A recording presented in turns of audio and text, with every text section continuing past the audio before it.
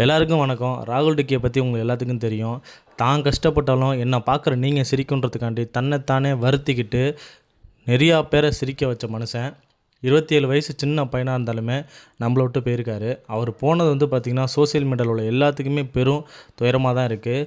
அவர் நினச்சி யாருமே கிடையாது. எல்லாருமே தமிழ்நாட்டில் எல்லாருமே பார்த்திங்கன்னா அவருக்கு பார்த்திங்கன்னா ஆழ்ந்த இரங்கலை தெரிவிச்சிட்ருக்காங்க. முடிஞ்ச வரைக்கும் அவருக்காண்டி நம்ம ப்ரேயர் பண்ணிப்போம்.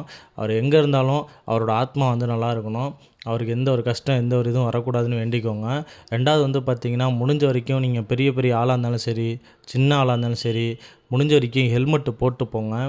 போலீஸ் என்ன சொல்கிறாங்கன்னா ஹெல்மெட்டு போடலைன்றாங்க.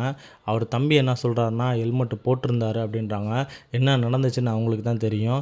ரெண்டாவது பார்த்திங்கன்னா நம்மளை விட்டு அவர் போயிட்டார். இருந்தாலும் அவருக்காண்டி நம்ம ப்ரே பண்ணிக்கலாம். அதாவது ரொம்ப கஷ்டப்பட்டு வாழ்க்கையில் மேலே வர டைமில் இப்படி நடந்துருச்சு.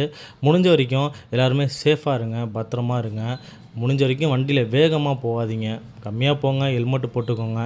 நம்மளை நம்பி நம்மள ஃபேமிலி இருக்குது, நம்ம ஒய்ஃப் இருப்பாங்க, எல்லாருமே இருப்பாங்க. நினச்சி பாருங்கள், அவன் வேகமாக போகிறான்னு நம்ம வேகமாக போவேனா.